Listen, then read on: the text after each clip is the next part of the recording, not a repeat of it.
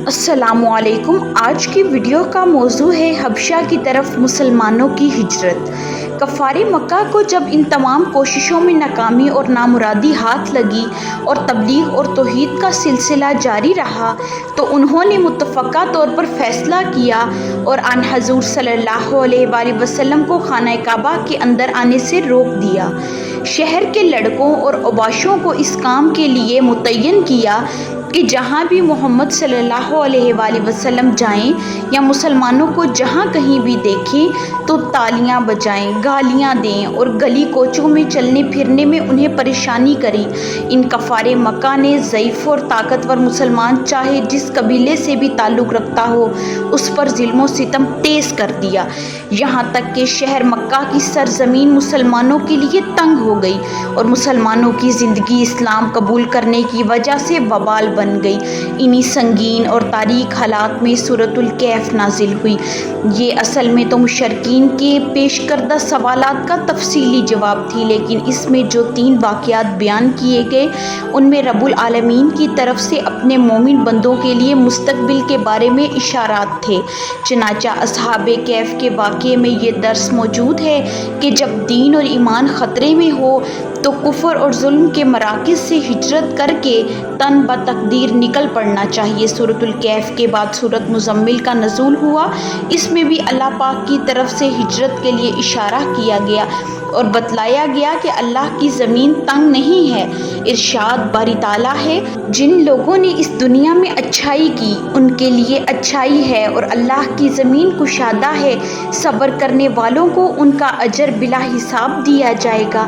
لہٰذا اللہ پاک کی طرف سے واضح ہجرت کے لیے اشارے ملنے اور مکہ کے حالات کو دیکھتے ہوئے اعلان نبوت کے 5ویں سال رجب کے مہینے میں نبی صلی اللہ علیہ وآلہ وسلم نے مسلمانوں کو ملک حبش جہاں پر عیسائی حکومت تھی ہجرت کرنے کے لیے حکم دے دیا، کیونکہ نبی کریم صلی اللہ علیہ وآلہ وسلم کو معلوم تھا کہ اسمہا نجاشی شاہ حبش ایک عادل بادشاہ ہے اور وہاں کسی پر ظلم نہیں ہوتا۔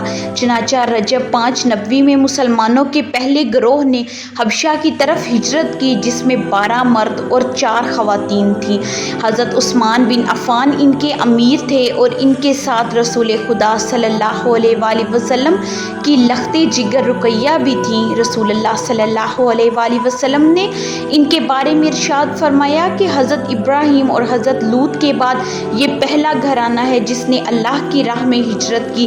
15 آدمیوں کا مختصر سا یہ قافلہ چھپ چھپا کر رات کے وقت مکہ سے نکلا، جسے جدہ جا کر بندرگاہ پر اتفاقاً تیار جہاز مل گیا۔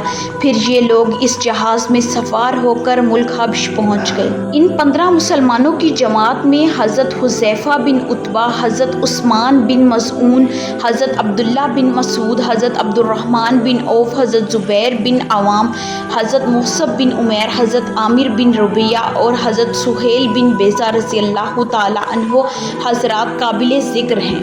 کفار مکہ کو جب مسلمانوں کے ہجرت کرنے اور حبش کی طرف روانہ ہونے کے متعلق معلوم ہوا تو وہ تعاقب میں روانہ ہوئے کہ کفار کے پہنچنے سے پہلے جہاز جدہ کی بندرگاہ سے روانہ ہو چکا تھا۔ حبش میں پہنچ کر مسلمان سکون سے رہنے لگے۔ اس کے بعد مسلمانوں نے یکے بعد دیگرے حبش کی طرف ہجرت کرنے کا سلسلہ جاری رکھا۔ حضرت جعفر بن طالب بھی حبش میں اپنے مسلمان بھائیوں سے جا ملے۔ اب ملک حبش میں مسلمانوں کی تعداد 83 تک پہنچ گئی، لیکن مسلمانوں کو ابھی ملک حبش میں گئے ہوئے چند ہی مہینے گزرے تھے کہ انہیں یہ افواہ ملی کہ قریش مکہ مسلمان ہو گئے ہیں یا ان سے مصالحت ہو گئی ہے۔